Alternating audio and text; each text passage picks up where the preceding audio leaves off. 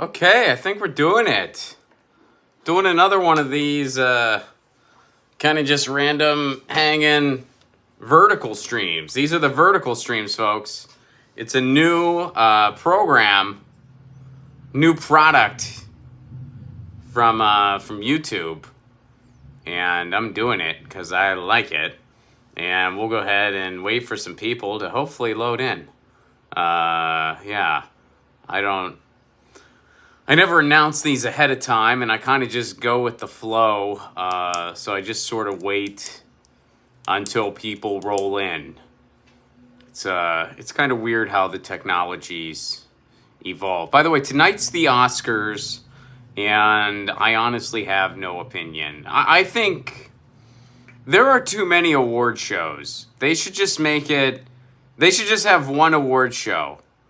And it should just be like for a weekend or something. They should just have one weekend where it's all the award shows that they're gonna give, and they just have it be one. And it never stops. It's a marathon of self-congratulatory. I'm not big on award shows.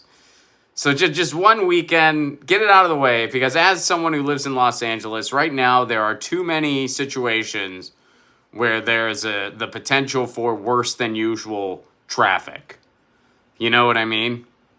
So just cut it down. Just one weekend, you do the Grammys, then you do the Oscars, then you do the Emmys. Those are the main ones, right? Is there any? I mean, I think there's like a motion picture thing, but whatever. You just do it all. What's up, Melissa? How are you? You still haven't emailed me about Friday, by the way. But good to see you. Good to see you. Everyone else say hello. I can't really see who is watching, if anyone is watching, the way this vertical stream works. Like, you don't see all the people, so you kind of have to chat for me to see anything at all. But yeah, what's up, Melissa? Good to see you. Hope you are feeling better. Hope all is well.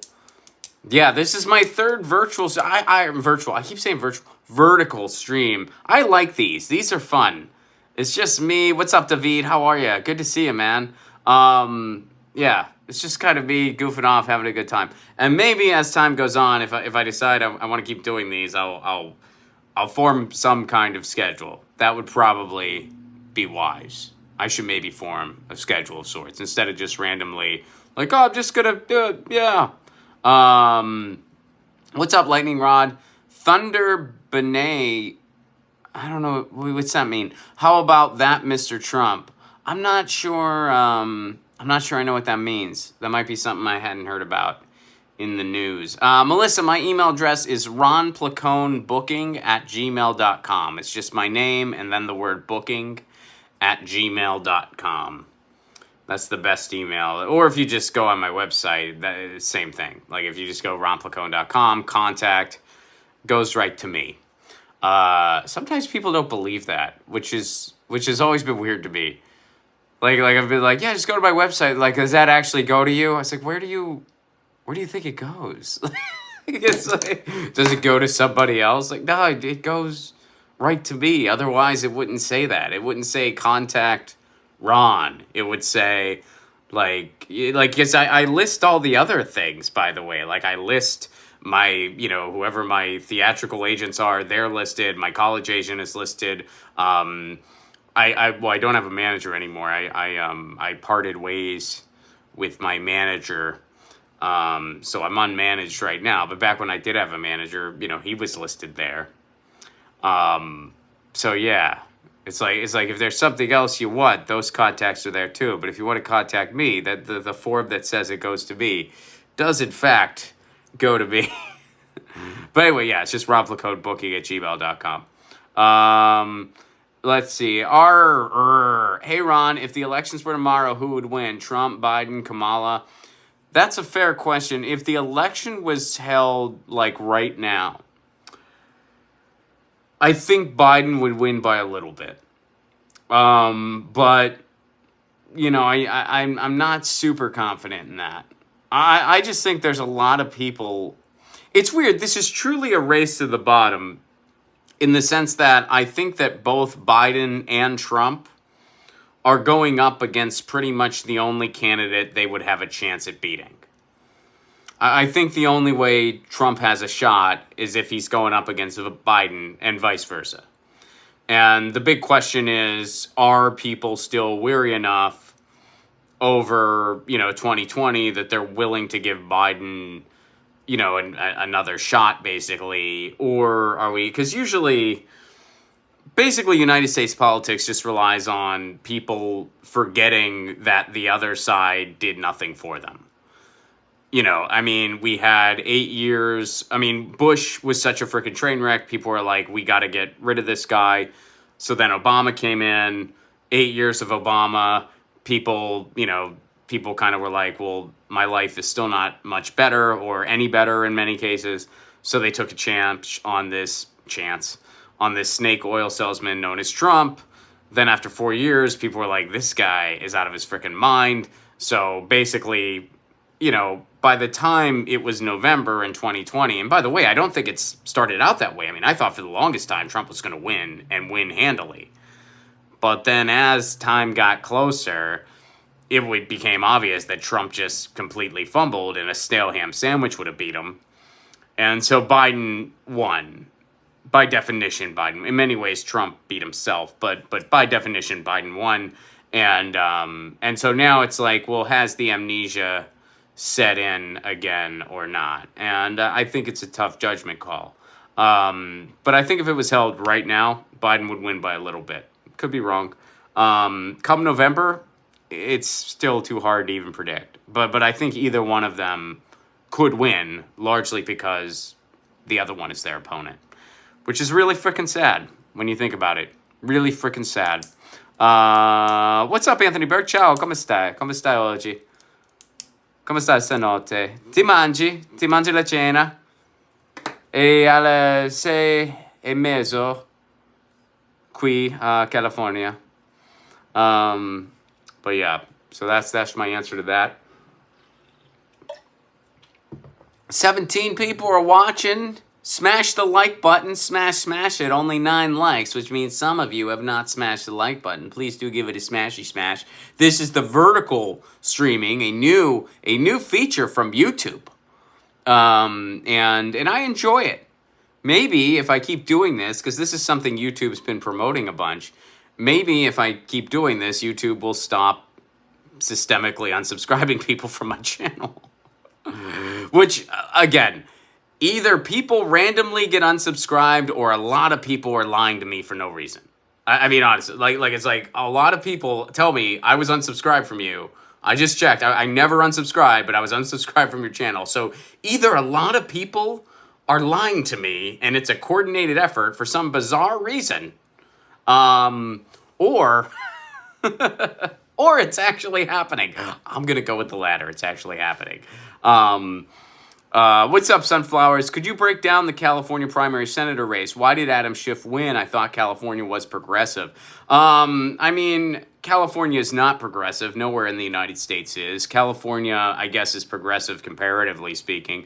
But, basically to break it down, what happened was, first of all, Adam Schiff is a big brand. Like, a lot of people just know who he is. A lot of people in California don't like him because he never does jack for his district. But a lot of people do.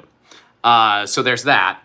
But the other big thing is that we had Katie Porter running, we had Barbara Lee running, we had Adam Schiff running, and then we had the Republican baseball player was running. And so what Adam Schiff did, because we have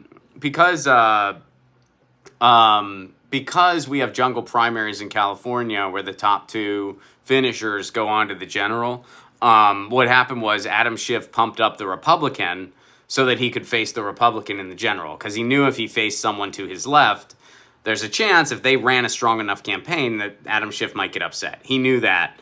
So instead, he wanted to make sure he faced the Republican in the general. So Adam Schiff pumped up. Adam Schiff has oodles of money. Don't forget that. So Adam Schiff pumped up himself. He is a little popular here in California, and he also got some votes out of name recognition. He pumped up the Republican, so the Republican finished second, and then Katie Porter and Barbara Lee split the left vote, so they didn't advance. That's basically what happened. So yeah, it's a shame, and it also goes into the political left. I mean, it's weird calling. I mean, I wouldn't necessarily say Katie Porter is left, but the political left. Katie Porter is definitely to the left of Adam Schiff. That vote gets split, and you see what happens. Also, I did. Someone mentioned that I look sunburned. I did just get out of the shower, so I'm a ginger, and I did just get out of the shower. I'm sorry if my flushed face offends you. I can't help it. Dude, I'm the kind of guy, I blush so easily. Yeah, I'm pretty sure I probably have, yeah. But yeah, I look clean. Thank you. Yeah, I use a face scrub, and yeah, I try not to take showers that are too warm because it's not good for you. But sometimes I just need, like for my joints and stuff, I just like a little like a little bit of pressure and warmth to my showers, but I try not to do that. It's not good for you, especially when you just turn into a tomato so easily like I do.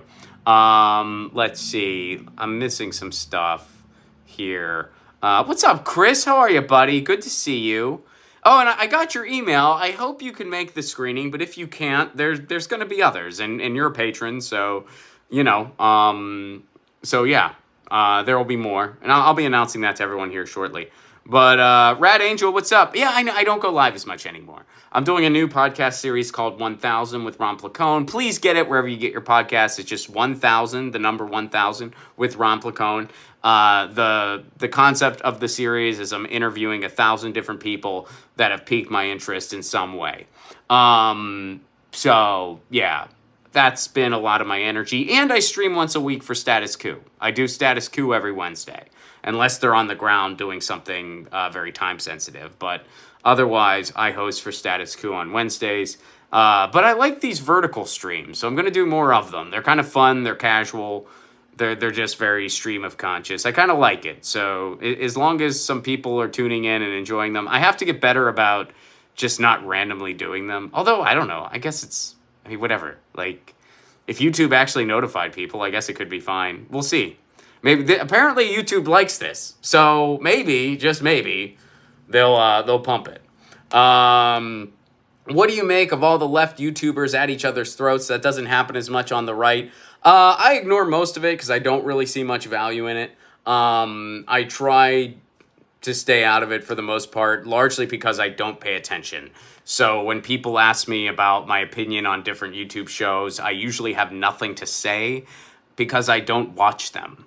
I said that to someone once, and they asked me, and they weren't kidding, they were serious. They asked me, well, how do you get your news? And I couldn't help but be a little annoyed by their question, to tell you the truth. The honest answer to that is I read from left to right.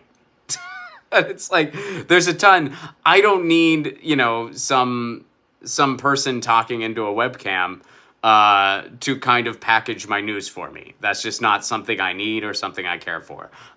There's all kinds of places that do firsthand journalism, and those are usually the places that I migrate to. I also read what's going on in the blogosphere and in some of the corporate outlets just to see what they're talking about. So yeah, that's how I get my news. So to make a long answer longer, I don't pay much attention to it. There's a lot of people you could ask that would have more to say about that than I do. I don't even really... in many ways, I don't consider myself a YouTuber, if that makes sense. And I don't mean that to be disparaging. I just, I do my thing with Status Coup. I do my podcast series. And I'm making films now and stuff like that. And I am fine occupying that lane. Status Coup rocks the soft off MSN. Absolutely they do. Absolutely they do. I like you packaging my news for me. Yes, of course, everything I just said applies to everyone but me. Jeffrey, what's up?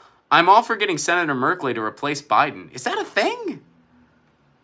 Is that something that's been talked about? That's my first time hearing it. Now, I would love Senator Merkley over Biden. My God, yeah. I mean, I don't agree with Senator Merkley on 100% of everything, but he is a million times better than Joe Biden, yeah. But I didn't hear, is that a thing? Are they talking about doing that? I couldn't imagine the DNC letting Merkel. Oh no, it's just a wish. I feel you. Vertical Ron, I like it. Vertical Ron. Yeah. What's up, Dango? How are you? Good to see everybody. Thanks for hanging out. This is fun. Annabelle, how are you? I've not seen you in forever. How is Australia? What time is it there? Isn't it like really late? Or is it really early? Or is it just normal? I don't know. I get confused. But yeah. So, good to see ya. All right, we got someone I got to get rid of. Let me go ahead and, boom. Let's see. Remove. All right. Okay. Hopefully I removed the right person. Time change tomorrow. It was today here. Yeah, we lost an hour.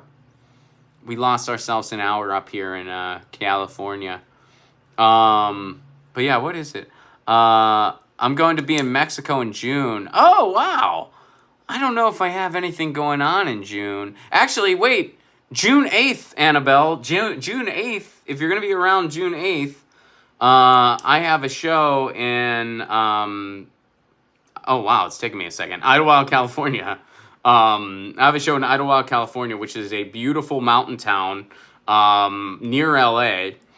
And we're going to be at an independent movie theater there. And we're going to be doing a show and a screening and a Q&A after. So you can see my movie in the theater if you're going to be in Idlewild, California.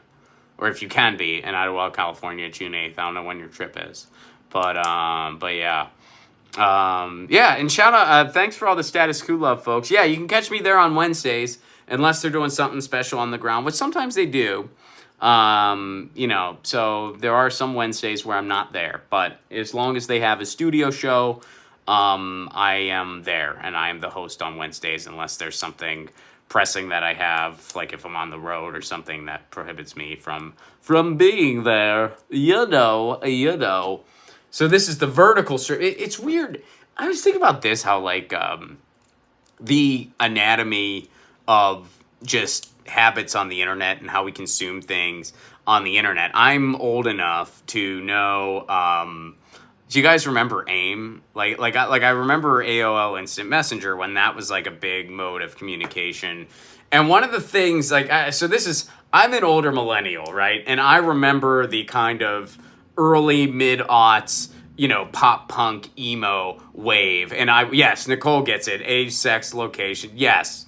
And I remember like all that music, and most of that music was just angry teenagers singing for other angry teenagers. And I remember one of the cool things to do was you would put lyrics in your away message or in your profile. You would put song lyrics. And usually the song lyrics were like, were just something teen angsty and ridiculous. And usually it was a guy singing about a girl not liking him. And those were the wise quotes you had in your profile, thinking it was insightful. And so, but then on the same note, you would, you know, presumably IM girls that you liked. And man, if they didn't know the song, that was not great, was it? Like I would IM instant message, you know, girls that I knew from school or whatever, like, hey. And then if they saw my profile, they would see, I hope the next boy that you kiss has something terribly contagious on his lips or something like that. Like, they might not know those are song lyrics. And I'd be like, wow, this guy, all right. He has red hair and red flags, apparently. I'm gonna not IM him back. I don't know why. Yeah. That was a weird era. But yeah.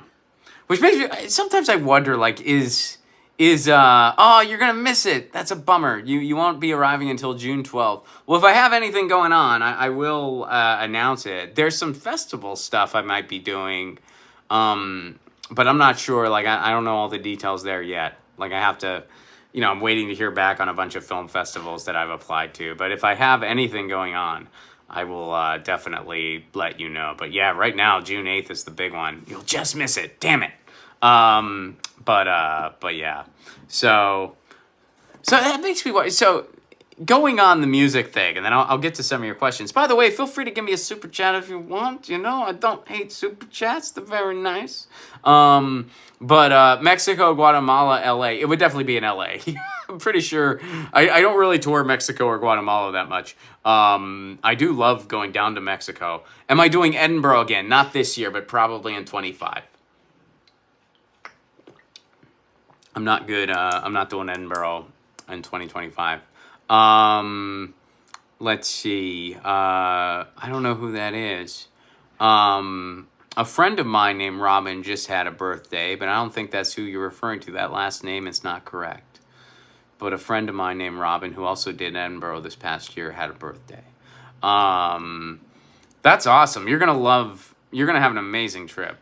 You're going to have an amazing trip. But yeah, let me know. Email me and let me know when you'll be in LA. And if I have anything cool going on, I will, of course, let you know. But yeah, as of right now, Idlewild, California is a big one. And you'll just miss it. Gosh darn it. But yeah. Oh yeah, the thing I was going to... Like, sometimes I wonder is... Because, so, like, I like the Misfits, right?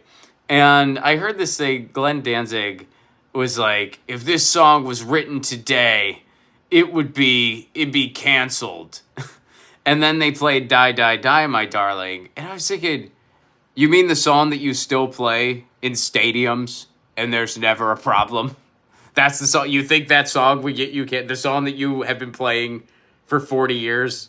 That's, like, I was like, you really think that's the thing? I think people still understand context and metaphor, and you guys are a horror punk band.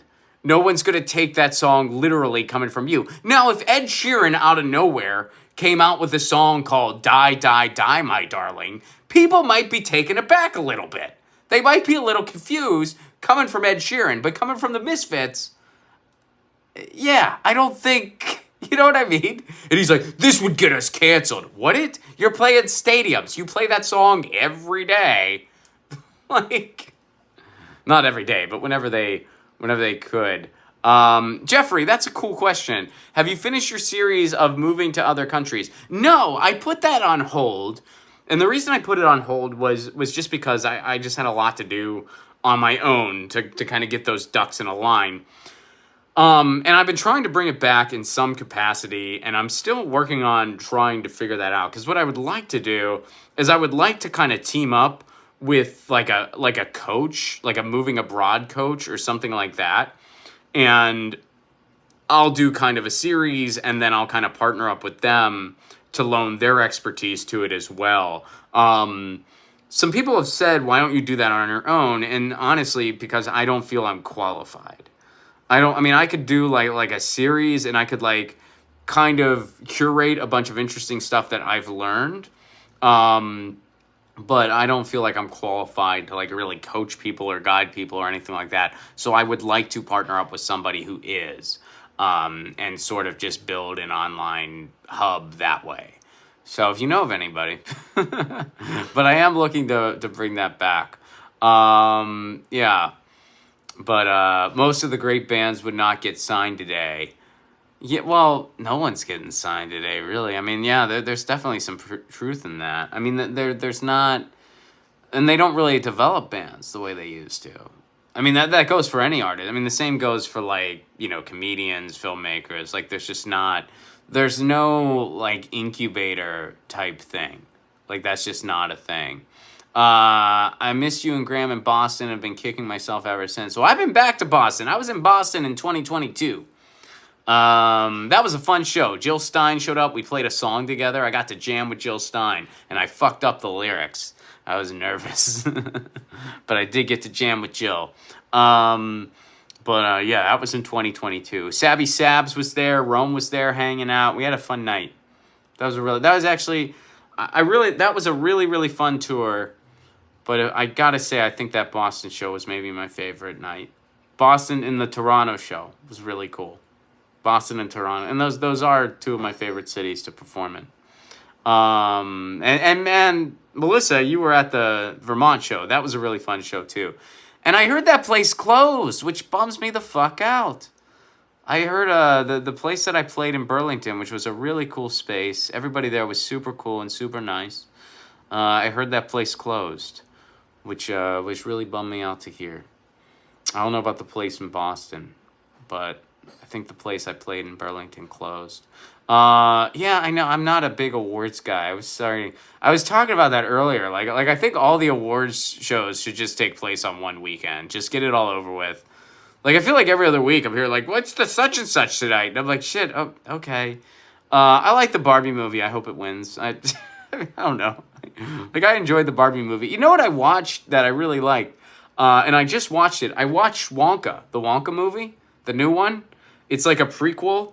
I really enjoyed it. And I was not expecting to. To be honest, I was a little hesitant to even watch it because I thought the Johnny Depp... The Johnny Depp one was terrible. I thought that movie was completely atrocious. I really didn't like it. If you did, no offense. I mean, it's subjective or whatever.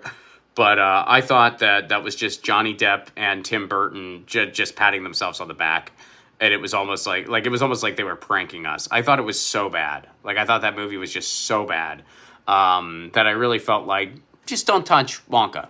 Don't touch the brand. Just don't do it. But the Wonka movie was great. It was really cool. And you know what I liked most about it? This isn't a spoiler, but all the bad guys were capitalists. And the most useless person on their team was a comedian. That doesn't really spoil anything. But yeah. I don't know. I guess it hit close to home. I enjoyed it. Yeah. It's not Edward Scissorhands. No, it was not. That movie... I could not get into that movie. I thought it was just really... And all the reviews were bad, too. So I'm definitely not the only person who felt that way. But, hey, yeah. Gene Wilder's... Yeah. Gene Wilder nailed it.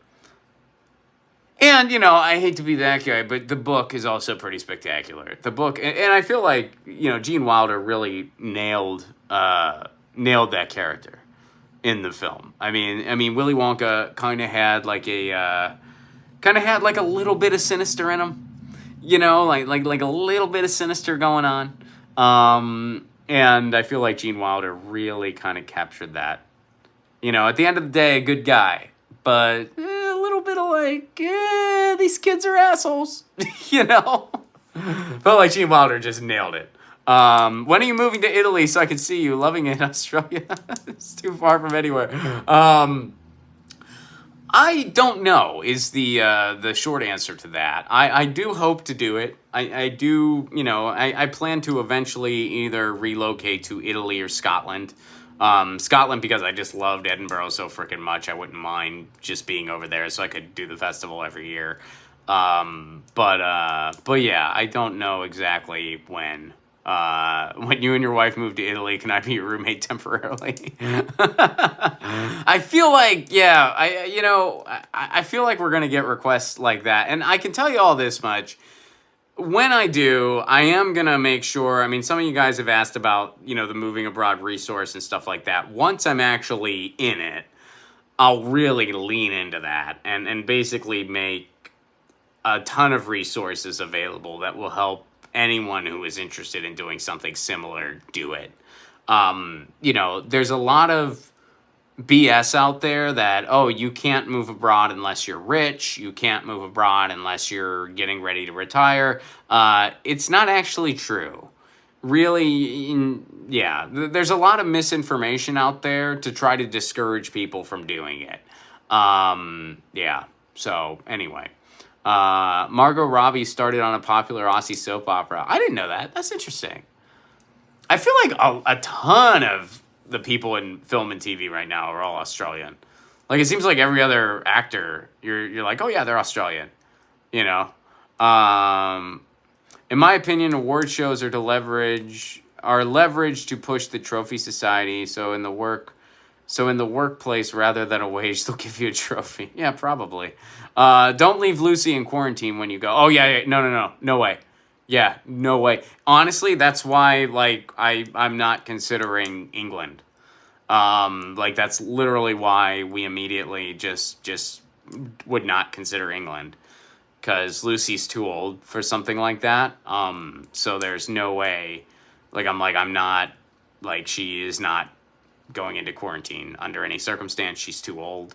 That's not happening. She is going to be with us, and she is coming wherever we go. So we were just like, England is not an option.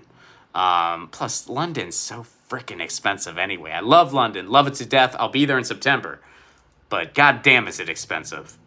But I ain't moving somewhere more expensive than where I live now. I live in Los Angeles.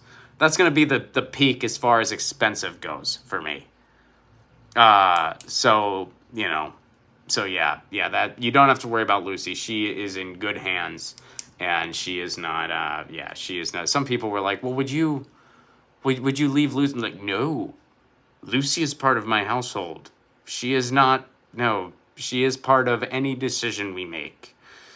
And if for some reason she can't move at the time, we won't either. So yeah. So do not worry about Lucy. She will not be in quarantine. She will not be anywhere except for in the same house as my wife and myself.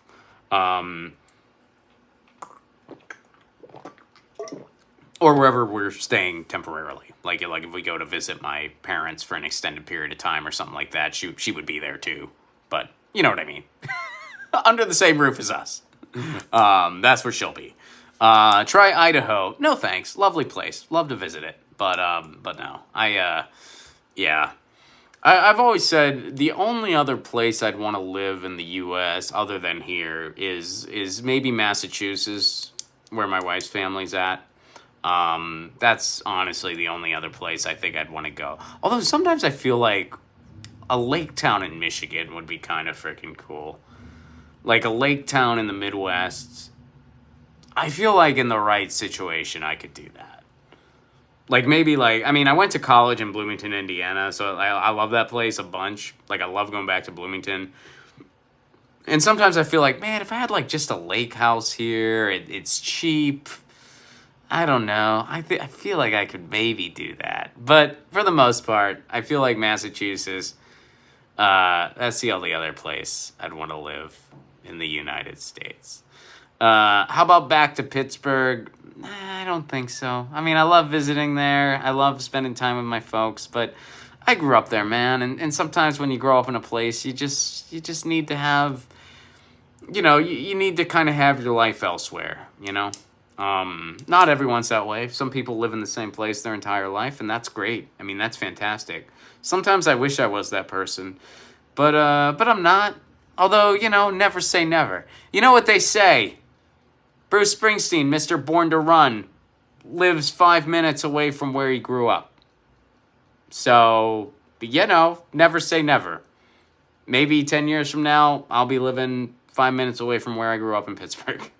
You never know. Sports are good in Pittsburgh.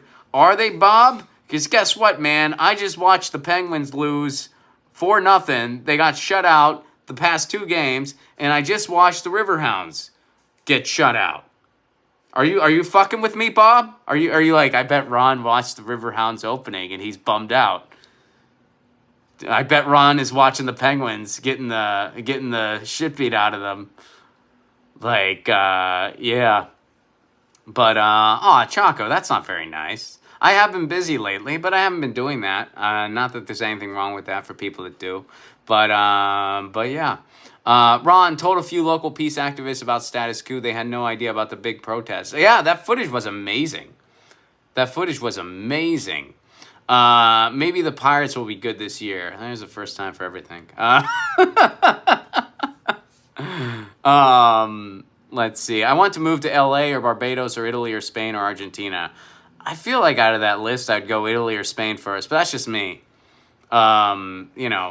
Spain, I hear, is pretty amazing. I've never been there. All right, Chaco, you're done. Let's see. Boom. Yeah.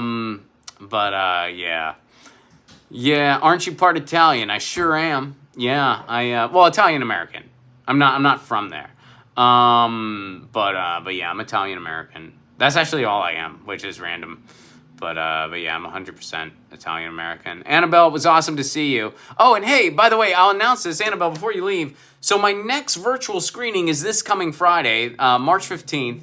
at 8 p.m. Eastern Time, which in Australia, that's noon on Saturday. So it's Friday night here in the United States. It's 8 p.m. Eastern, Friday night here in the United States, 5 p.m. Pacific, and it'll be noon in Australia. So, Annabelle, if you want to go, email me. The way it works, it's over Zoom, and if you're a patron of mine, it's totally 100% free. If you're not a patron of mine, it is a $5 suggested donation, and just email me and we'll work it out. You can either, my website has all kinds of ways, like I have Venmo, PayPal, all that shit. It's a $5 suggested donation. If times are tough and you really don't have that right now, but you still want to come to the movie, just come and enjoy the movie. It's totally cool. And no questions asked. So, if you're not a patron and the $5 suggested donation is no big deal, great. If you're like, man, I'm really strapped right now, but I'd like to enjoy your movie, just come enjoy the movie. All I ask in return is leave us a good review once it's properly released. That's all I ask in return. Give us some love. Give us some love on the Rotten Tomatoes. I don't even know how the fuck that works, by the way. I don't know exactly how Rotten Tomatoes works. I should figure it out, but I don't know how. But give us some love on the Rotten Tomatoes. And yeah. Oh, Chris, cool. You're going to be able to catch it. Awesome. Nice. And, depending on, maybe you can, maybe the whole family can watch my movie. I don't know how old your kids are. If your kids are young, I wouldn't recommend it. It's definitely a movie for grown-ups. But if your kids are in high school, I feel like that's fine. There's nothing, believe me, there's nothing in this movie that they haven't seen, just as bad in their daily lives. You know what I mean? In fact, here's a fun little interesting story. What's up, Bob? I will try to be a patron. Let me try that. Sure, man. It's just patreon.com/Ron Placone. And my Patreon is a give what you can level. So, even $1 a month goes a long way, whatever you're comfortable with. And I do a bonus podcast every month. I do, I do full stand-up shows not available anywhere else. And I do screenings that, yeah. So yeah.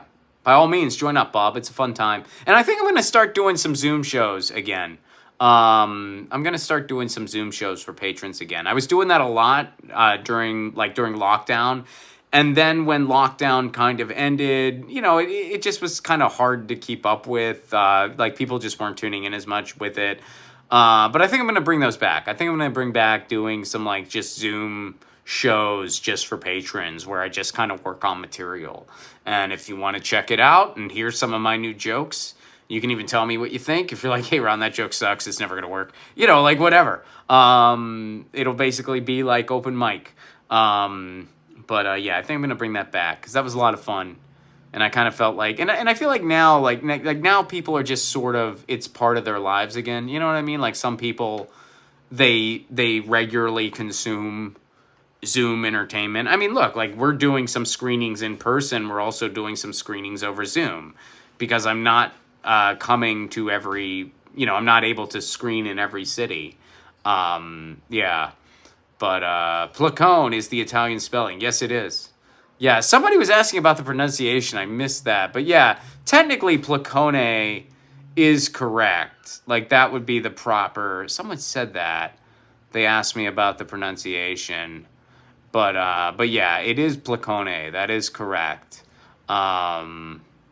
Yeah, somebody was asking that. I missed it. But yeah. That would be, if we were in Italy, you would say Placone. But I just go by Placone. It's easier in English. And, I always say it this way. I'm like, no one ever called him Al Capone. If they did, I don't think he would have been seen as much of a tough guy. I don't think, like Al Capone.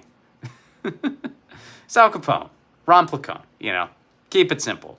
Where do you call home now? Los Angeles, California, Scott. I live in Los Angeles, California. Placone is not a phone. He's the real deal. I like that. Thank you, Reflect the Sun. I like that very much. Thank you for that. But yeah, like Stallone. Yeah, Stallone, Capone, Placone. And Placone's not a common name, so basically anyone with the last name Placone I am related to. There aren't many of us. I do have a cousin who I've never met before. And I think we connected online, but I've never actually met her. Yeah. I am also an Italian American. My last name is an Italian word. Nice, nice. Am I going on tour? Sure. I'll go ahead and announce the dates right now. So here's what I got. I released a movie. For those of you who don't know, I put out a movie. It will be released digitally later this year. But before we do that, we're doing a festival run and a screening run. So my screenings that I got coming up, March 15th, we're doing a screening over Zoom. That's at 8 p.m. Eastern on Zoom. So wherever you live, you can tune in. And the way it works, it's a $5 suggested donation for non-patrons. For patrons, it is totally free. You just need to message me or email me so I have your email address so I can send it. Yeah, so there we go. So that's patreon.com/romplacone. Yeah, and March 20th. Wait, is it? No, 18th. I'm sorry. March 18th, my movie is screening in Washington, D.C. I won't actually be there, which is probably partially why I got the date wrong. March 18th, my movie is screening in Washington, D.C. March 22nd, I will be doing a show screening and Q&A in Pittsburgh, Pennsylvania. April 14th, we're doing a show screening and Q&A in Los Angeles. A bunch of the cast is going to be there. And June 8th, we're doing a show screening and Q&A in Idlewild, California. You can get tickets and all information at romplacone.com. And UK, I'm coming at you with the movie. We're going to be in London September 21st. We're going to be in Sheffield September 27th and 28th. And we're going to be in Morecambe. I hope I'm saying that town right. But we're going to be in Morecambe or Morecambe, probably really fucking it up, on September 26th. Those dates are still being finalized. Those are the dates. But all the information is being finalized, so tickets for the UK aren't available yet. But tickets for Pittsburgh, Los Angeles, and Idlewild, tickets for that are all available now at romplacone.com. DC, I won't actually be there, but that's a free screening. And then, of course, March 15th over Zoom. So if you're not in any of those cities and you're not in the UK, you can come check out the movie on Zoom on March 15th. And I'll probably be doing some more virtual screenings too. So if you're a patron of mine, just message me and say you want to attend the screening, and I got you. If you're not a patron, still just email me and say, hey, I want to attend the screening. And if you can do the $5 donation, that's much appreciated. If you can't, no one's going to be denied because of lack of funds. You know, it's, I'll send you the information. And if you can do the $5 suggested donation, that's fantastic. But yeah. How long is the movie? It is 62 minutes. It's a short movie. It's not a long movie. Should I make popcorn? Fuck yeah. Of course. And guess what? It's popcorn at home, so it's way cheaper. That's the cool thing about like Zoom events. You can't beat the drink prices. So yeah, there's going to be a short stand-up show, a short stand-up Zoom, stand-up show over Zoom. Then we're going to screen the movie. And then we're going to do a Q&A after. Reflect the Sun, thank you so much. We love Lucy. Absolutely. I think she's asleep in the other room. But thank you so much for that. I appreciate that very much. Thank you, Reflect the Sun. It's good to see you. It's good to see a lot of y'all again. I know that because I don't stream as much. I don't get to see everyone as often as I used to. I know I see a lot of you over at Status Quo. But this is more like just casual. I can just kind of like tune into the stream. And I like this. You know what I like about it? I don't have to do like a big tech setup. This is just my phone. I don't have to have my headphones. These headphones, they're sitting right there. You can't see them. But like, they're uncomfortable after a while. They kind of give me a headache. I get migraines. This is just like freaking chilling, man. Just kind of, you know. I'm really thirsty. I think it's because I just got, like I said, I just took a shower. I like it because you are really kicking it with us. Yeah, I like it too. Yeah, headsets, man. Yeah, I don't like them. I mean, my hair is kind of fragile, and it'll fuck up my hair. And it kind of gives me a headache after a while. I don't mind. When I do something like Status Quo, I have to have the headphones on. And when I do a live stream, I have to have the headphones on. So I wear them because I need to. But something like this, I don't need to, and it's kind of nice. It's pretty chill. I like it. Yeah. Hair or toupee. This is my hair, man. This is all I got. I'm slowly losing it, but this is what I got. This is my hair. And I'm not going to do anything, by the way. Baldness runs in my family, so it will inevitably land on me, and I'm just going to let it happen. I already got some hats that I like. And I'm just gonna let it happen. I'm not gonna fight it. I'm not gonna put any freaking extensions or any of that. This is my natural color. This is my hair color. I'm a ginger, always have been. This is my freaking hair. I don't use products. I don't use, the most elaborate thing I use is a freaking blow dryer. That's it. And I wash it like twice a week. Dress like George Galloway with a fedora. I prefer like a Napolitan hat. I have one. I guess I could. Well, next time I do this, I'll wear it. You can see what I'm talking about. It's sort of fedora adjacent, but it's not a fedora.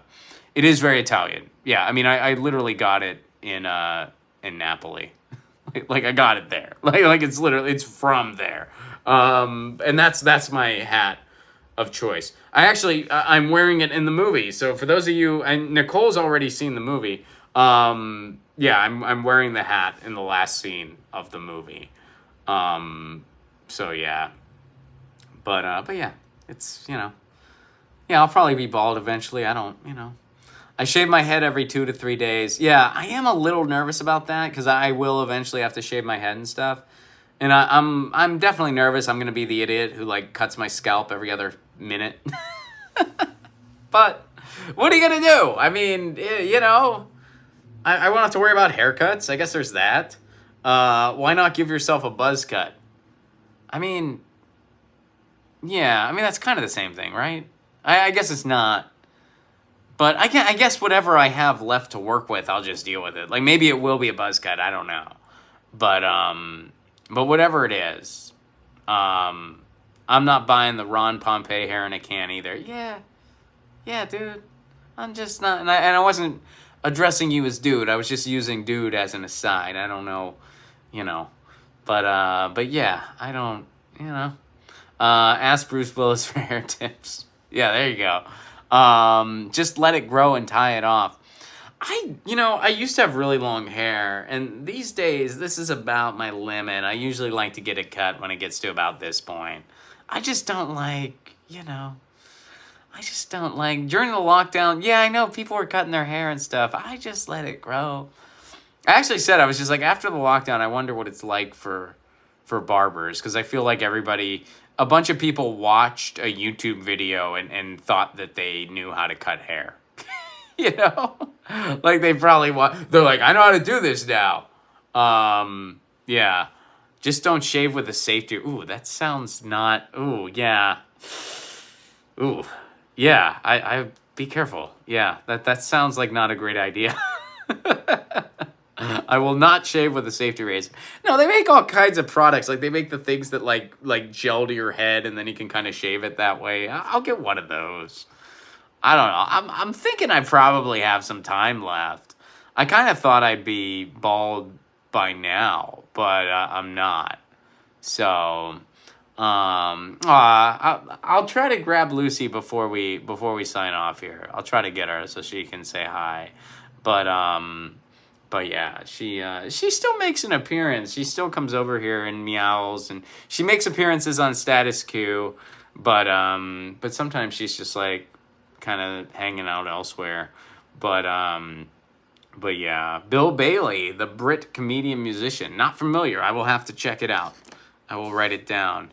Yeah. How many years in comedy? Is that question for me, or is that about the person Melissa was talking about?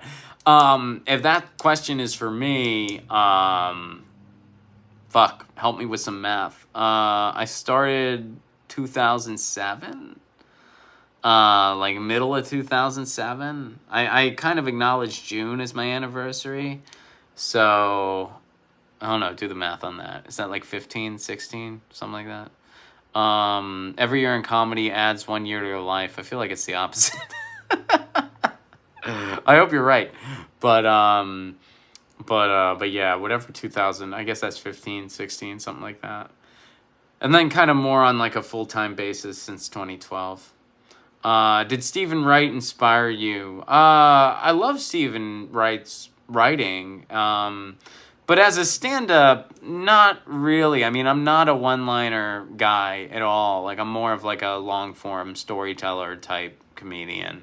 So as far as like stand-up influences, Bill Hicks, George Carlin, those are kind of the obvious staples. And Dick Gregory was a big one for me. And then I really like, my favorite stand-up right now is Maria Bamford. And then I really like, who are some of the other ones that I really just got into, just like comedically, their style. I mean, I like Doug Stanhope a lot. I mean, I still do. I mean, he's a brilliant comedian, but his No Refund special was a big one for me. And then like Bill Burr, some of his early specials. Did you ever bomb in the early days? Yeah, of course. Of course I did. Yeah, totally. I mean, hey, sometimes I try new jokes and they still bomb. It's a lifelong craft.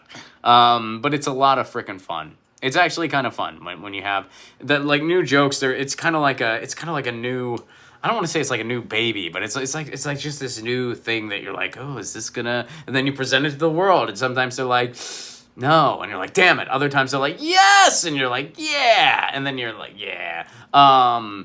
Yeah, and it's all part of the fun. I mean, it's kind of, I feel like at the end of the day, the biggest thing that happens is your batting average gets a little better. Like you become a stronger writer, so you kind of know, you kind of know when something's going to work or not, like right after you write it. Like, you'll still write jokes that aren't good, but you'll kind of be like, that's never going to see the light of day because I just know it's not good, and you just kind of niche the idea and move on. Whereas before, you're like, I bet there's something there, and then it would just tank. So now it's kind of like, your batting average gets better. You still have misses. You still have fucking misses. At least I do. I don't know. As a comic, what do you think? God damn it. Sunflowers. This nailed it. I have a lot to say about this, actually. As a comic, what do you think of the whole comedians complaining about cancel culture? So, I'm not totally sure if cancel culture is a real thing or not, to tell you the truth. I think what it is that actions have consequences, words have consequences, and now everybody has a frickin' megaphone. Everybody can go on the internet. So I do get, to some extent, we do live in a society where there's the internet pile on. I think John Ralston wrote a book about this, where like there's just the quick internet shaming. It's so instantaneous, where a lot of times, like, people don't even know the story. They don't even know the details, but they're already piling on a person. And there's just no, and then sometimes things kind of self-correct. Sometimes they don't. But I feel like that's always kind of existed. It's just with the internet, it's just sort of made it so inescapable. Because there's just so, I mean, anyone can tweet, anyone can do whatever. You know what I mean? So, but I feel like it's always kind of existed. Because, like, back before the internet, there were tabloids, and there were bad headlines, and there was, like, there was that. It just wasn't, there were the letters to the editor, whatever. So I feel like that's always kind of been a thing. And I feel like, college kids are too PC. According to Jerry Seinfeld, the billionaire who has not performed at a college in over 30 years, how does he know that? You know what I mean? And more recently, there was the incident that happened in Seattle, Washington, which I don't know if you're familiar with that, but a bunch of comics, their weeks were canceled at a club in Seattle, Washington, because the club decided that they were, just not in line with the club's values. And a bunch of people have been talking about this. There was even a segment about it on Fox News. Now, if you want the best summary of that whole situation, Kermit Apio, who was on my podcast recently, first of all, check out Kermit's episode. Kermit is a brilliant comedian out of Seattle and has been a mentor to me pretty much since I started, and still is. I look up to Kermit an awful lot. And we had a really fun podcast together. If you're into comedy, please listen to that podcast. He tells some awesome Mitch Hedberg stories because he used to be friends with Mitch Hedberg. He still would be. Mitch is no longer alive, but he was very close with Mitch Hedberg when Mitch was alive, because Mitch lived in Seattle for a while. I'm talking like I'm on a first name basis with him. I'm not. but some of my friends in Seattle who were older were. But yeah, listen to the Kermit Apio episode of 1000. But Kermit wrote this amazing thing about that entire situation that I just thought nailed it, and nailed it from all angles. And here's the thing. That club was definitely in the wrong, because here's the deal. Any club can book whoever they want or not book whoever they want for whatever reason. That's their right. It's their venue. It's their choice. However, you are responsible for doing your homework. If you don't want to book a certain comedian for whatever reason, don't book them. But don't not do your homework and then book them and then cancel them because you didn't do your homework. You're in the wrong there. So that club should have done their homework. You know, I mean, they should have done their homework and known, like, okay, these comedians aren't really the best fit for our club, and should have never booked them. So, yeah, so part of the fault does fall on the club. And again, Kermit Apio wrote a brilliant thing about all this that is way more fun to read. But here's the other interesting component here, all right? You know, you're seeing that these comedians were told, hey, you know, you guys, you know, we don't want you at this club. And people were talking about cancel culture and this and that. Okay, let me tell you some stuff, folks. Years ago, there was a promoter in Pittsburgh who refused to work with me. Why did he refuse to work with me? Because I was vocally in favor of gay marriage. I vocally supported gay marriage. And he was a conservative Republican. So he didn't want to work with me. I never got any bookings from that guy.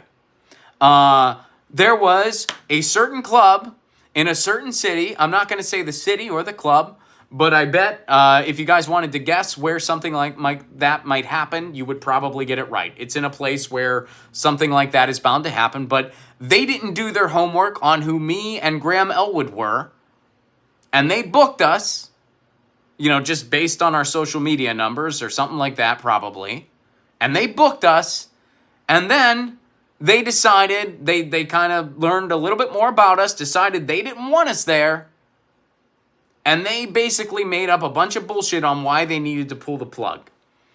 And they said something about, like, the show was months down the road, and they said something about, oh, you guys don't have great ticket sales. And we're like, well, the show's not for months. And they said, yeah, but, and I'm like, well, what, is it normal? Are shows normally sold a bunch this far in advance? Because I can tell you, if a bunch of tickets are sold this far in advance, that doesn't happen anywhere else in the country I've ever performed in. Your town must be the only place like this. And they wouldn't give me a direct answer. They wouldn't say, oh, no, it's totally normal for barely any tickets to be sold this far in advance. So finally, I straight up asked them, I was like, is it because you didn't really Google us? And what we're talking about and what we're about isn't really something you want at your club? Is that what's really going on here? And again, they didn't give me a direct answer. And I said, okay, all right, I get it. So that happened to me and Graham Elwood. You know, I have had plenty of colleges not want somebody like me on their campus because of the stuff I was saying. And I've been told that.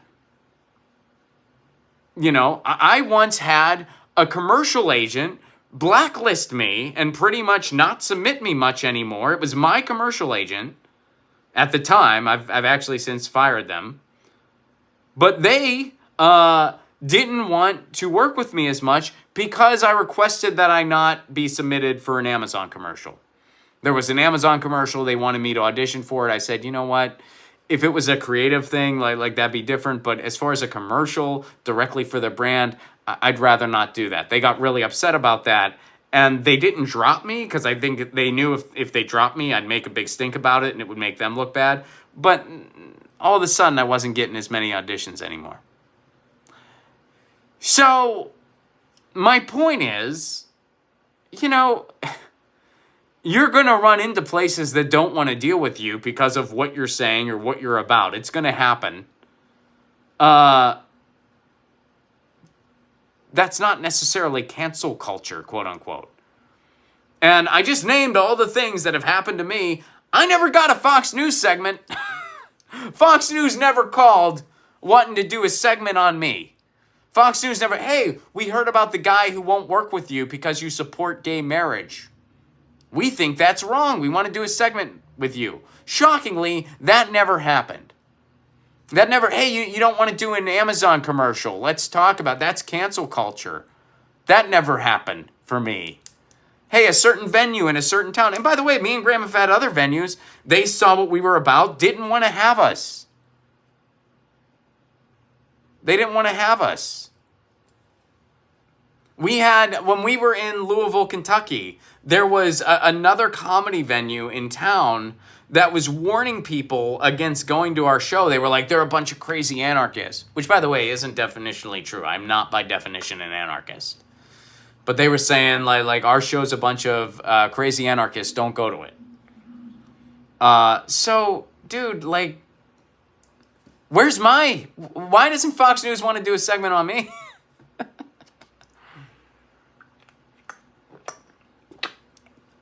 So that's my take on it, you know?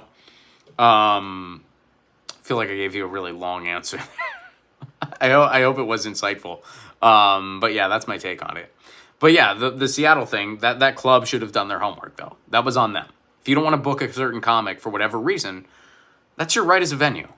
If I ran a venue, there would be certain comics I wouldn't want to book for various reasons. If I ran a venue, I would not want to book Steven Crowder. I'm not violating his freedom of speech. He can go somewhere else. That's his business. But if it's my venue, I'd be like, I don't really want to have that guy here. And that was a random first example. Does that dude do stand-up? I don't even know. But you get my point. Yeah. For the Amazon commercial, you should have just said, I'd love to, but I'm already booked. I know. I should have. One of my acting teacher actually told me that after I told him what happened. My acting teacher said exactly what you just said. My acting teacher at the time, actually. That class ended with COVID, which is a bummer. I missed that fucking class. But yeah. But yeah. Yeah, he just said, why didn't you say you were booked? I'm like, I don't know. I thought honesty is the best policy. And they're like, no, dude. No. Yeah. And I ended up, I wasn't fired from the agency. They didn't drop me. But all of a sudden I started getting way less auditions. And I can only presume that was why. In Hollywood, yes, it was. Have you ever met John Fugelsang? Yeah, I'm friends with John. John's a good guy. I like John. I'm definitely significantly to his left politically. But I like John. And I like going on his show. It's kind of fun going on his show because you get to be like kind of the left flank when you're on that show, which is pretty cool. I like going on his show. And John's a good guy. And he's funny. John's a funny guy. I like him. I was kind of hoping he was going to get he was up for the Daily Show role before Trevor Noah got it. And obviously I was hoping John was going to get it. Because obviously you're hoping somebody you know gets it. You're hoping someone you can send a writing packet to gets it. Yeah. Honesty gets me sometimes too. Yeah, right. Was the agent part of CAA? No, it's not. Yeah. Not part of CAA. I was not on CAA. And I'm not with the agency anymore, so it doesn't really... And they're a good agency. They were fine to me. It wasn't a big deal, but, I kind of thought me just saying, if it's Amazon, I'd rather not. I didn't think it'd be a big deal, but it was a really big deal. They got really upset with me about it. I wasn't expecting that. Since you are in LA, what's the coolest celeb you've met? I don't know. I mean, I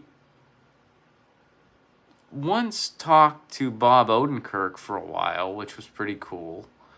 And at first I didn't realize it was him.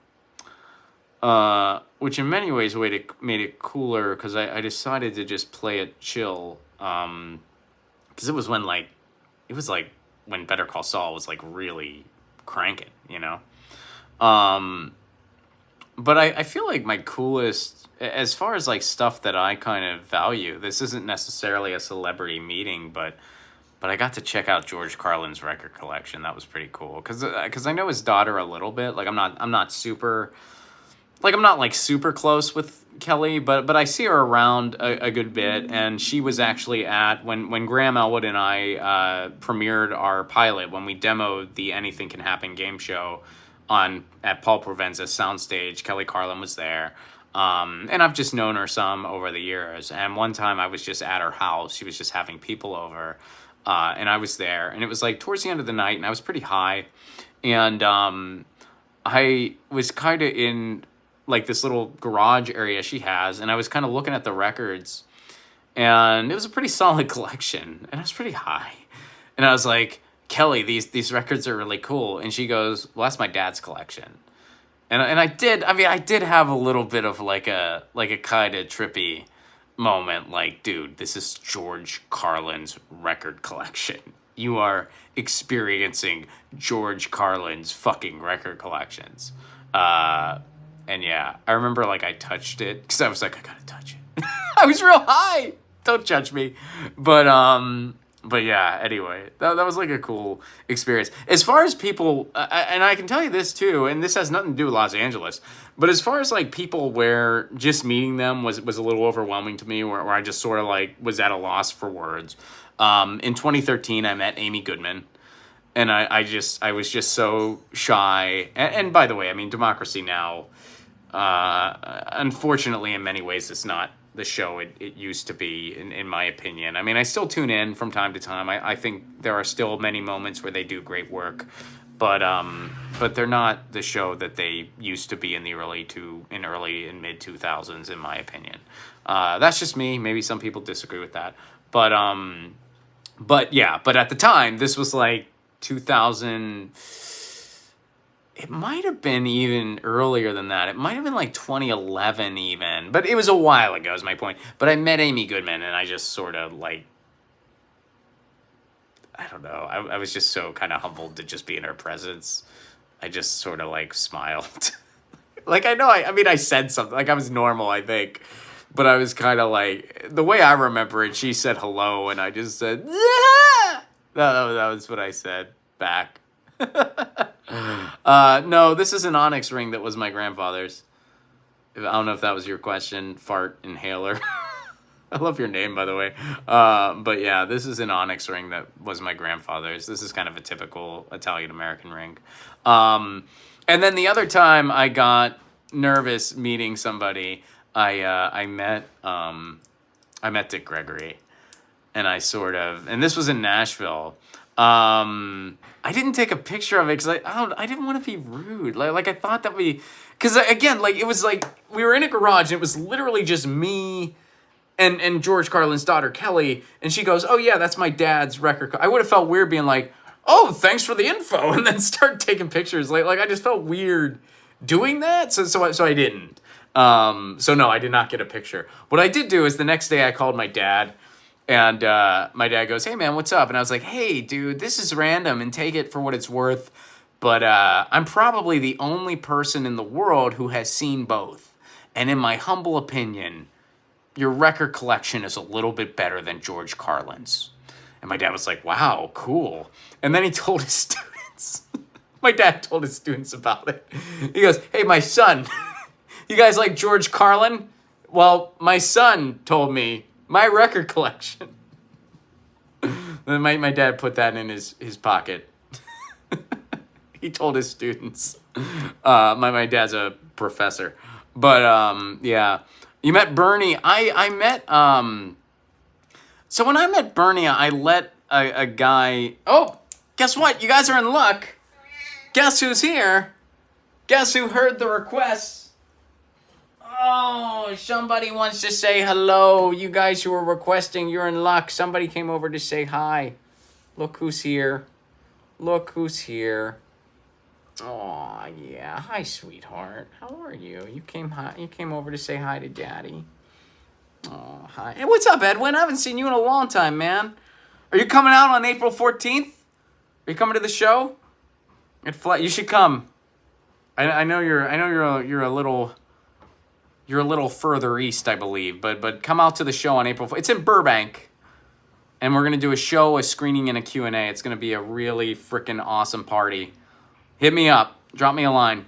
Yeah, Lucy's here. She says hello. I don't know if you can see her now. She's kind of like, oh yeah, you can kind of see the tip of her head there. She's in my lap. Yeah, Lucy says meow. But yeah, anyway, when I met Dick Gregory, so I had like a gig that night, and I had a record of Dick Gregory. So I showed up to the club after his set was over. And I did get to actually see him a different time because he was in for a couple days. But I went and I saw Dick Gregory, and then, or wait, maybe I was able to go to the show. I forget the situation. But I was coming from something, and I caught most of Dick Gregory's show because he does 2.5 hours when he performs, or he did. And I waited in line to meet him, and I went up, and I had my Dick Gregory vinyl with me. Bob, awesome, man. I'll see you on March 15th. Make sure you email me, or just sign up at the Patreon and message me. But yeah, romplacone.com for all that stuff, and patreon.com/romplacone. You know the drill. But yeah, I'll see you on March 15th, Bob. And I'll do a tour announcement here shortly, y'all, because we're probably going to be wrapping up. But yeah, I was in line, and I show up, and Dick Gregory's there. And I go, you are such a big influence. And he goes, are you a and he goes, what's your name? And I'm like, I'm Ron. And he goes, hi, Ron. And he goes, are you a comic? And I said, yes, I'm a comic. And he goes, okay. And I go, what you do means so much. And he goes, okay, Ron. And he goes, do you want me to sign that, Ron? And I said, yeah. And then we took a picture. But I was a little humbled to be in Dick Gregory's presence. Like, it was just a little, yeah, I think I the way I remember it, I just kept saying it's an honor over and over again. Like, just on a loop. I was just on a loop going, it's an honor, it's an honor, it's an honor, it's an honor, it's an honor, it's an honor. And then he signed my record and was like, all right, dude, fucking chill out. Jesus. But yeah, Amy Goodman, Dick Gregory, those were the only times I've ever been kind of like, just like, oh man, you know?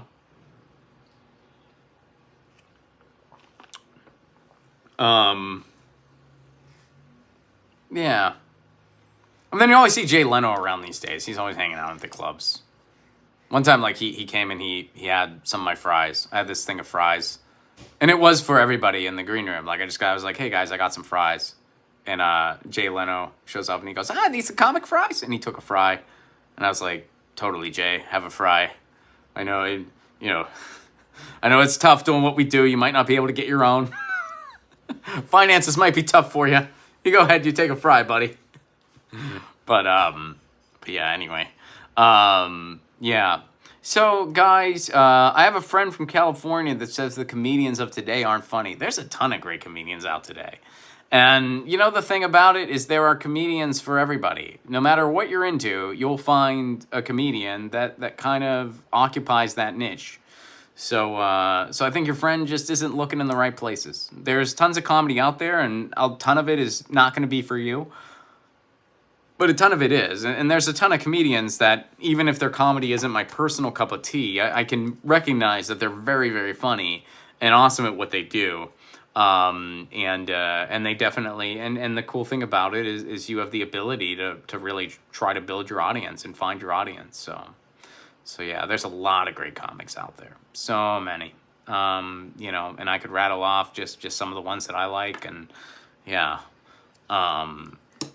Yeah. All right, guys. I think it's time to kind of wrap this up. This was really fun. I'm enjoying this. This is really cool. I'm going to keep doing this. And maybe someday we'll have a real schedule. Reflect the Sun, thank you so much for the Super Chat contribution. I appreciate it very, very much. And guys, I'll rattle off the happenings once again. You saw Prince, I'm jealous. Okay. Very jealous of what you just said, Reflect the Sun. You got to see Prince, and not only did you get to see Prince, but you got to see Prince in a fucking banging venue. The Showbox in Seattle is a killer fucking venue. And I know because I used to live right near it. Well, I wasn't super close to the Showbox, but I lived in Seattle, and the Showbox wasn't too far. So you get the idea. But that's awesome. All right, guys. So my schedule coming up, March 15th, I am having a screening of my movie, over Zoom. So my movie is going to be screening over Zoom. We're going to be doing a stand-up show, a movie screening of the movie, and a Q&A after. Come hang out. That show is free for patrons. So patreon.com/romflacone for a Give What You Can level. If you're a patron, it's totally free. Just message me and give me the email I need to send the Zoom link to. For everyone else, it's a $5 suggested donation, but nobody will be turned down from lack of funds. So if you want to go to the Zoom screening, just email me, romflacone.com. Just email me, say, hey, I want to go to the screening. It's March 15th at 8 p.m. Eastern Time, which is noon in Australia, which is 5 p.m. in California, where I'm at. Yeah, you get it. So yeah. March 18th, my movie is screening in Washington, D.C. It's a free screening. I won't be there. It's a film club sponsoring the event. But you can go see my movie in Washington, D.C. Please check it out. Free event, March 18th. March 22nd, I'll be in Pittsburgh, Pennsylvania for a show, screening, and Q&A. Get your tickets, romflacone.com. April 14th, Los Angeles, California. Show, screening, and Q&A. A bunch of the cast is going to be there. Get your tickets. June 8th, Idlewild, California. Up in the mountains. It's going to be an amazing time. If you're looking for an excuse to go to the mountains, come join us in Idlewild, California, June 8th, Saturday night. We're probably going to be doing some kind of meetup and hangout the night before. We're talking about it, some of the cast members and myself. So get tickets for that now, romflacone.com, and come hang out with us in the mountains. If you're looking for an excuse to do a vacation in SoCal, that's a great excuse right there. Yeah. So June 8th. And then September, I'm going to be in the UK. I'm going to be touring the UK in September. London, mark your calendar for September 21st. Sheffield, September 27th and 28th. And Morecambe, September 26th. I'm going out of order. I got to stop doing that. But yeah, London, Morecambe, Sheffield. Still working out the details, but I should be in the UK doing movie screenings in September.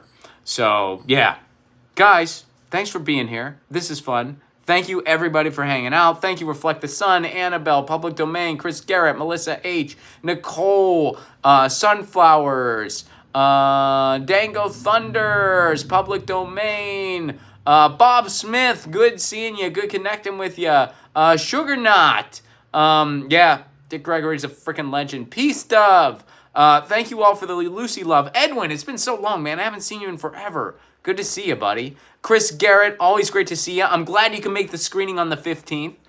I hope the entire Garrett family can hang out, if they're age appropriate. I don't know how old your kids are. I would not. Oh, the story I was going to tell. I'll tell this story real quick before we leave. So my movie soft premiered at the San Pedro International Film Festival. I say soft premiere because it wasn't even the final cut, but it was basically the final cut. And it premiered at the San Pedro International Film Festival in November. It was all shot in San Pedro. So yeah, and so it premiered at that film festival. It screened on the Locals Night. And the other big local event was a film made by a bunch of film students at a local school. Now, at first, I was a little nervous because I was like, my movie is not for kids. But fortunately, they were high school kids, so it was totally fine. So yeah, it was a bunch of high school kids saw Left at Wall. They were the first people to see Left at Wall at the theater, or among the first people to see Left at Wall in the theater. And I won't give away anything about my movie, but my movie is about a feud between two brothers. It's loosely based on the GameStop Robin Hood thing, but it's told through the lens of a feud between two brothers, and I play one of the brothers. The other brother is played by Gareth Reynolds of the Dollop podcast. He does a phenomenal job. We had so much fun. But yeah, so after the movie, this one of the high school students comes up to me, and he goes, "Did you and your brother make up?" And I go, hey man, there is no brother. It's a fictional story. I don't have a brother in real life. I have a sister, but our relationship is nothing like the characters in the movie. We actually get along fine. There's nothing for us to make up about. But yeah, it was fun. He goes, oh, okay, I thought that might be the case, but I wanted to know. It was cool. I didn't notice this question. Have you met Aaron Mate? Yeah, a couple times. He came out to one of my shows once. But he ended up being late. He missed the show, which was a bummer. But yeah, I've met Aaron a few times over the years. I don't know what he's been up to super recently, but yeah, I've met him a couple times. This is going back pre-pandemic, but yeah, I've met Aaron. Yeah, I'm not a Mason. I don't know. Does this look like a Mason? This is an onyx ring. And it kind of has a sweet sentimental story. This is like an onyx ring. This is very common in like the Italian American community, rings like this. And this was my grandfather's ring. And when I was a kid, I used to love to play with this ring. So my grandfather told me, I don't know if he told me or if he told my dad or something, but he basically said someday this ring would be mine. And so he gave me, when he passed away, this ring was mine. And I was 11 when he passed. He was a great guy. I was, yeah, like it was heartbreaking when he passed. But yeah, I had this ring since I was 11. It was too big for me growing up. Like my finger wasn't big enough for it. And so the only time I wore it, I decided I was going to wear it once I get married. So the only time I ever wore it before my wedding was the day of my high school graduation. And I had a little stopper. You know those things, like those stoppers that you can make a ring smaller so you can wear it if your finger's not big enough? I had one of those. And I put it on and I wore the ring for my high school graduation, and I took it off the next day. And I decided I'm not going to wear that ring again until I'm married. And so, now I got... Yeah. So now I wear 2 rings. I went from 0 straight to 2. But yeah. Yeah. There you go. Annabelle, that's awesome. I love it. And come to Melbourne. Yeah, I will definitely be back in Australia. When I was in Edinburgh, I met with all the Adelaide folks, the Adelaide Fringe folks, and they were like, you can do the Melbourne Festival, and then Adelaide, and then you can go over to Perth. Or wait, no, not Perth. Sydney.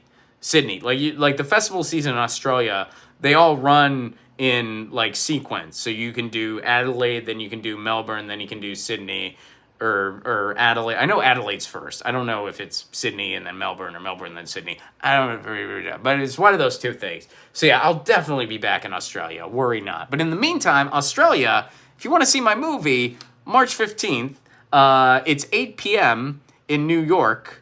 Or 8 p.m. Eastern time, which means it's noon where you are. So perfect time. It's Saturday at noon. Perfect time for a matinee. So you can check it. We already got some Australian people coming. So yeah. Anyway, ronplagone.com for everything. If you want to go to the Zoom screening, email me. Tickets for Pittsburgh, Los Angeles, and Idlewild are available now. UK tickets will be available soon, but they're not available yet. You guys are awesome. Thank you so much for being here. I'll be doing this again soon. Lucy says meow. She bounced, but she came and she said hello. But Lucy says meow, and I say peace, love, and a general strike.